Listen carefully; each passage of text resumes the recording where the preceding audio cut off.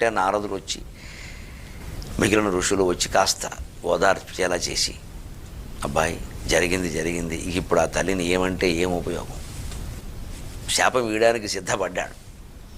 మూలభారతం ప్రకారం ఇప్పుడే ఈ సంఘటన జరిగిన వెంటనే ఇక నుండి స్త్రీలకు రహస్యాలు దాచే శక్తి లేకుండుగాక అని ధర్మరాజు శపించాడు. ఆయన చిత్తశుద్ధి కలిగినవాడు కాబట్టి వాక్శుద్ధి కూడా ఉంది. వాక్శుద్ధి ఉన్న చోట వాక్సిద్ధి ఉంటుంది. ఇప్పటికి కూడా లోకంలో ఆడవాళ్ళ మీద ఉన్న ఆరోపణ ఇదే. 3 కొప్పులు కలిసాయంటే ఇక ఎక్కడి నుంచి ఎక్కడ లేవరా. నయాగరా జలపాతాన్ని గురించి కూడా చెబుతారు ఒక మాట. మరోలా అనుకోకుండా ఊరికే సరదాకి చెబుతున్నాను. నయాగరా జలపాతం పెద్ద ఎంత శబ్దమో తెలుసున్నదే కదా. అక్కడ 3 ఆడవాళ్ళు కూర్చొని మాట్లాడుకుంటున్నారట. పాపం యాత్రికుడు ఎవరో ఒకడు అక్కడికి వెళ్ళానట. అమ్మ కాసేపు మీరు మాట్లాడితే ఆ శబ్దం విందామని వచ్చాను నేను అన్నట్ట. అంటే వీళ్ళ హోరు ఎలా ఉంది అంటే ఆ నయాగరా జలపాతం శబ్దాన్ని మించిపోతుంది. 3 ఇంకా ఉన్నది. నా మటుకు నాకే ఒక అనుభవం, నేను పేరు చెప్పను కానీ విషయం చెబుతా సరదాకి. ఒక మహిళా కళాశాలకి ఎప్పుడో 5-6 ఏళ్ల క్రితం నన్ను ముఖ్య అతిథిగా పిలిచారు ఉపన్యాసానికి. మొత్తం అంతా పిల్లలు మహిళలే, అధ్యాపకులు కూడా మహిళలే. ఒకవేళ ఎవరన్నా అధ్యాపకుడు ఎవరన్నా పెద్దవాళ్ళు ఎవరన్నా ఉన్నా వాళ్ళు 50 ఏళ్ళు దాటిన వాళ్ళే ఉంటారు. అక్కడ లెక్కలు ఉంటాయి కొన్ని. ఇంక నేను అది ముందు ఆవిడ మన ప్రధానాచార్యులు ఉన్నారుగా, ఒక ఆవిడ దగ్గరికి వెళ్ళాం. సరే టీ బిస్కెట్ ఏవో ఇస్తారుగా, అవేవో తిన్నాం అయింది. అక్కడి నుంచి ఆ సభాస్థలానికి బయలుదేరి పెడుతున్నాను. నన్ను వాళ్ళంతా దగ్గరుండి తీసుకెళ్తారు. పాపం అంతమంది స్త్రీల మధ్యలో అలా నడవడం నాకు కూడా చాలా ఆనందంగా అనిపించింది. నడుస్తూ పెడుతుంటే ఈ లోపండి ఒళ్ళు జలధరించేసి ఒకసారి కంపనం ఎత్తిపోయింది. ఏంటంటే విపరీతమైన శబ్దం, విపరీతమైన గోల. నేను ఏమిటి కోళ్ళఫారం ఏదైనా ఉందా అని వెంటనే లేచాను. కోళ్ళఫారం ఏదైనా ఉందా ఇక్కడ? అంత గొడవ. వెంటనే ఏమనుకోకండి, మా స్టాఫ్ రూమ్ అందేవాడు. అయ్యో బాబు ఇది స్టాఫ్ రూమా? ఇదనమాట. దానికి లోపల ముందు స్టాఫ్ రూమ్ అని ఉన్న లోపల స్టాఫ్ రూమర్స్ అని మాట పెట్టుంటే బాగుండేది. ఇక రూమర్లో మాట్లాడుకోకండి. మనం ఎక్కువ మాట్లాడితే వచ్చేవన్నీ ఈ పుకార్లే. ఇది ఆడైనా మొగైనా గుర్తుపెట్టుకోవాలి.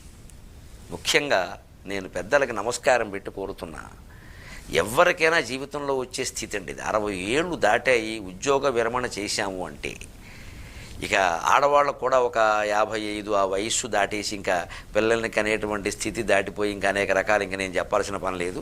అవన్నీ దాటిపోయి వచ్చామంటే ఇక MP3 ఆడియో అంతే.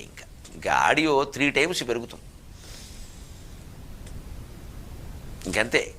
ఆ MP ఏమిటంటే మాస్టారు, M అంటే మాస్టారు, P అంటే పదవీ విరమణ. అంతే, మాస్టారు పదవీ విరమణ చేశారు. MP3 ఆడియో, ఇంకా ఆడియో 3 టైమ్స్ పెరుగుతుంది. ఇంకా మాట్లాడడం వచ్చిన వాడిని వదలరు. ఇంకా ఫోన్ చేస్తేనే వదలరు. ఇది ఒక విషయం కోసం ఇంకా అలా మాట్లాడడం. ఇంకా ఎంత అవతల ఇంకోటి ఫోన్ చేసి ఆయనకు పనులు ఉంటాయి, లేదా అవతల ఫోన్ చేసేవాళ్ళు ఉంటారు.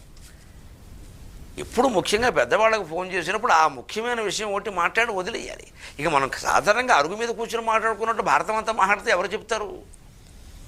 ఇది కొంచెం దృష్టిలో పెట్టుకోవాలి. ముఖ్యంగా అందుకే ఆ 60 ఏళ్లకు ముందే 50 దాటినప్పటి నుంచే ఆ పుస్తకాలు చదవడం, ఏకాంతంగా ఉండడం అలవాటు చేసుకోవాలి. అడిగితే తప్ప ఏది చెప్పకపోవడం, అడిగినంత వరకే చెప్పడం, ఇది అలవాటు చేసుకుంటే ఆ ఇబ్బంది వాళ్ళ వల్ల మనకి ఉండదు, మన వల్ల వాళ్ళకి ఉండదు. లేకపోతే ఇక బుర్రలు పాడైపోతాయండి.